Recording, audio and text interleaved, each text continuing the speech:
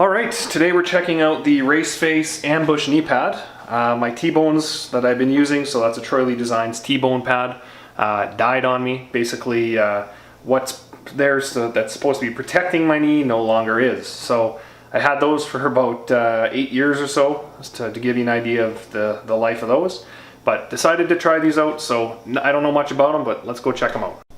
So out of the gate, let's get them out of the box.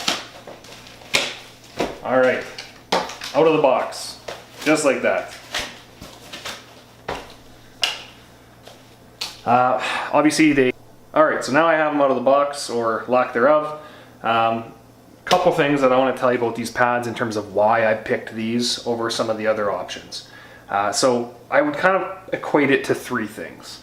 One, I want the ability to not have to take off my shoe every time I put on a new pad. So that has been an issue for me with the Troy Lee Design stuff. I'm not too sure on what the new stuff is like, but for the price point that I'm paying for these, right around the $100 mark Canadian, I needed to have the ability to take the pad on and off without taking it off, without taking my shoe off.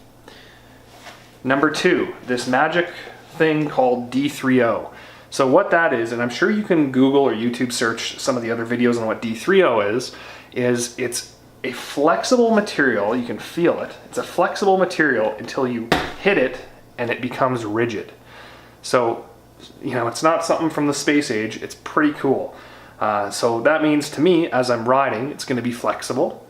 But if I decide to dab or crash and I hit my knee, all of a sudden it kind of intenses up and protects it. Super cool. And the third thing, obviously, is the price. You know, you look around and you look at some of the other options out there. They range from, you know, $60 for some of the lower end stuff to, you know, well over $200 for some of the high end stuff.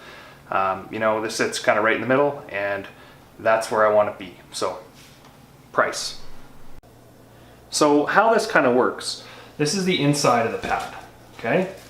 So how it works is you have this sleeve that wraps around the side that you tighten up when so you don't have to take your shoe off. And then once these Velcros have been tied down, you go ahead and you tighten the rest of the knee pad like that.